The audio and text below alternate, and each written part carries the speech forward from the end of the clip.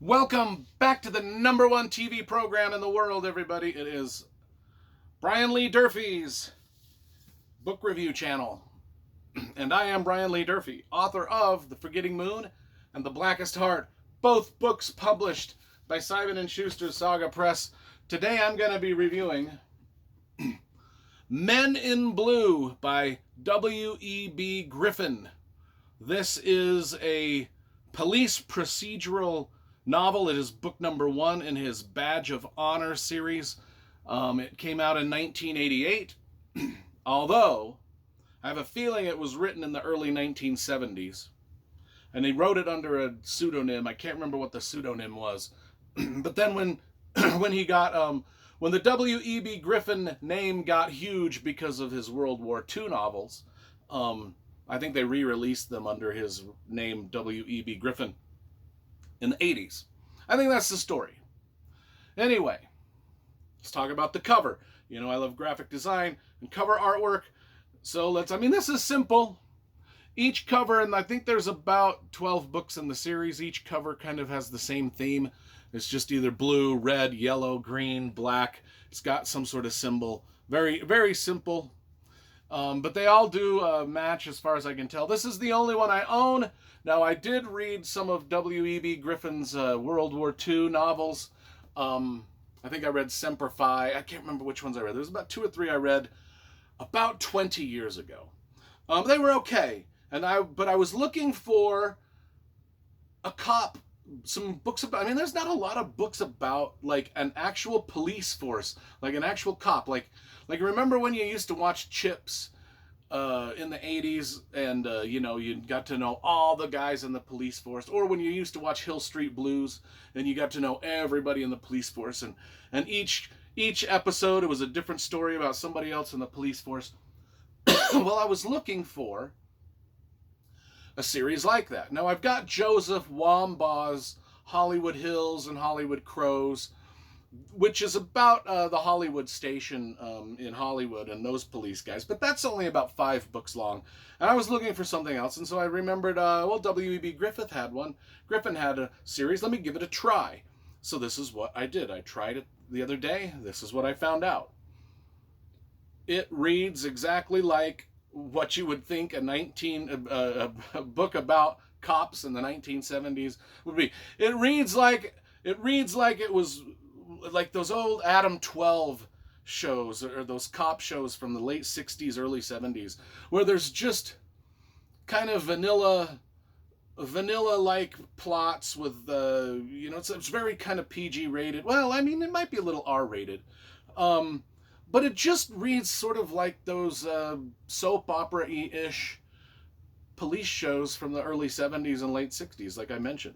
If you ever watch some of those reruns, it's kind of like that. Which isn't a bad thing. It was kind of what I was looking for. It starts out, it's set in 1973 in Philadelphia. And my God, people, if you're from Philadelphia, you will love this book, because W.E.B. Griffin describes every single thing about Philadelphia, its politics, its geography, its streets, its people, in unbelievable detail.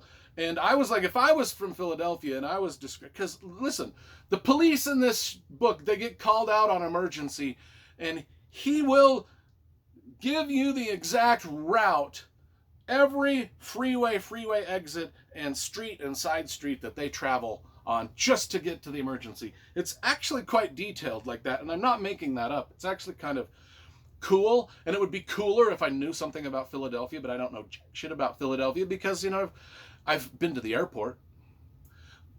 I know that Rocky was filmed there. I know the Philadelphia Eagles play there. Beyond that, I don't know anything about Philadelphia. The Liberty Bell? Yeah, the Liberty Bell. I think that's in Philadelphia. Anyway, if you're from Philadelphia, I think you should buy this series and read it, because you're going to be like, oh, that's kind of cool to see what life was like in Philadelphia back in the early 1970s.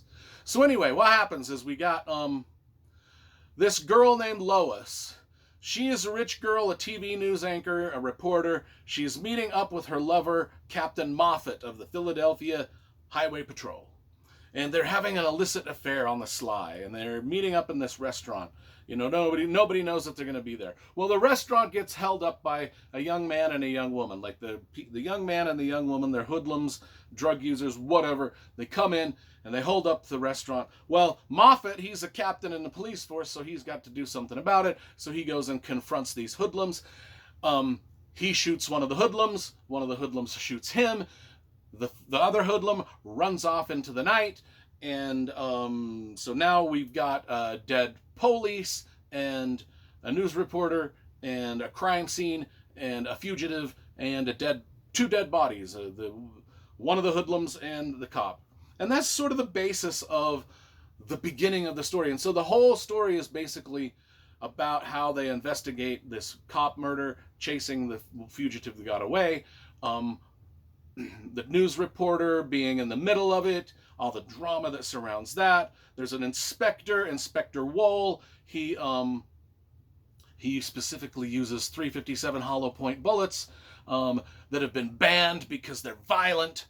They just explode in people's bodies. They blow a person's head clean off, as Clint Eastwood would say of his .44 Magnum that he used to carry in the Dirty Harry novel. It's kind of like Dirty Harry-esque is what this is. And we've also got another cop named Matt Payne. He was the nephew of Captain Moffat, the cop that got killed. He's young. He's a new police.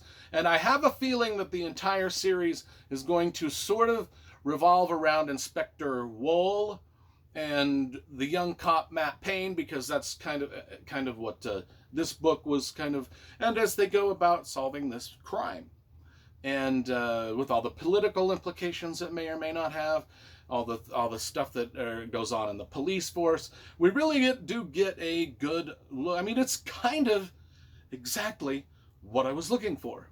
The only problem was I finished it, and my rating system is this: if I don't finish a book, that means I just didn't like it. If I finish it, I liked it enough to finish it, which means it'll get at least 5 out of 10 stars. We never rate anything lower than a 5 out of 10.